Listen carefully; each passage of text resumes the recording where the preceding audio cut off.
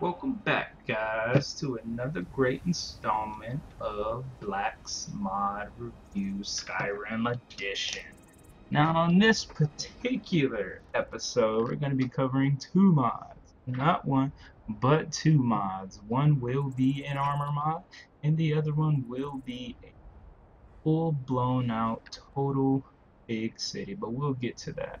This first mod that I am covering is the armor mod. It is actually called Dark Disciples by Better Be Cause. Now this is a more than of a simple armor mod. I mean, it is simple in itself in its entirety, but the design of it is far from simple. It's actually a replacer of the um, Brotherhood.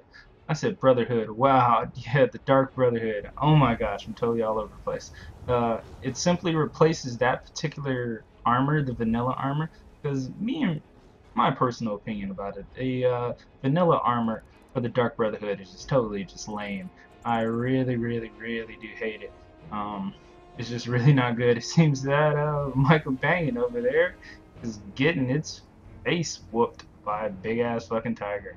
But anyway, back to this mod. As you can see, just the and zoom in just a little bit, you can actually see that this is a well-designed armor. You can actually see within the leathers, if you can look, see within it the cracks of the leather and everything. This is just a beautiful armor mod. And actually, this is one of my favorite. Actually, I'd have to say this is probably the best replacer that I have seen for the Dark Brotherhood ever on Steam or anything. It's a beautiful, beautiful mod.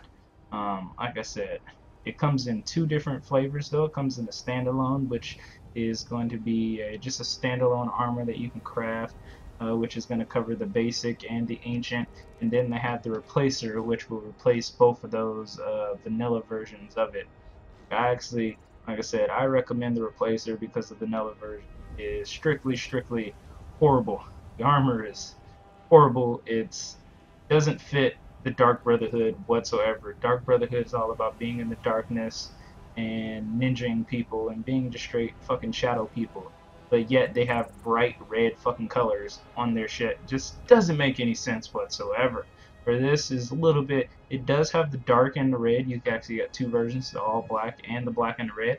But this particular one I like because it does have the red in it, but it's a subtle red. It's a dark red. It's not a fucking bright red where, hey, I can see you in the middle of the dark type red. This thing blends in. Wonderful. Great. Recommended on the Nexus. Check it out. Let's get on to the second mod. Now on to mod number 2. Now, that big ball back there is the city in its entirety. It is a massive, massive city with over 13 vendors. This mod is called AspenVale Village by Andrew. And it is a big, big, big city. The really, really big thing is the fact that it's going to tax the hell out of your system. You're going to have a high-end PC to run it. I even have considered myself having a high-end PC with an 8-core processor with an SLI bridge, a 660 Ti running 4 gigs of DDR5 and 64 gigs of RAM. And my shit is still glitchy and slow when I get there. My computer's a $2,000 custom built PC, and it is, yeah, still taxes the hell out of it. But this city is a mage style city, as you see right there, just loading everything in. It's a mage style city. It is going to have 6 trainers with all the spells in it, with all the books, and it's going to have 13 vendors in it with guards. The really, really big thing that you definitely know is the big, really? Okay, is the really, really big glowing orb that is around it constantly moving. I think that is one of the biggest things that is taxing my graphics card, as well as the trees. The trees are so detailed that my computer is pretty much at a crawl right now. And It is having the hardest problem trying to keep up, and I am not even running. So that's I am just gonna go through this city. I'm gonna show you all the details while I'm walking slowly through this city. But guess what? I'm not gonna go in any of the places because I feel that doing a live stream, a live recording, that is gonna take a while for load screens and whatnot. But it has pretty much everything you need, down from the armor smith to mages to training areas. I mean, this is just a very, very massively big, beautiful city.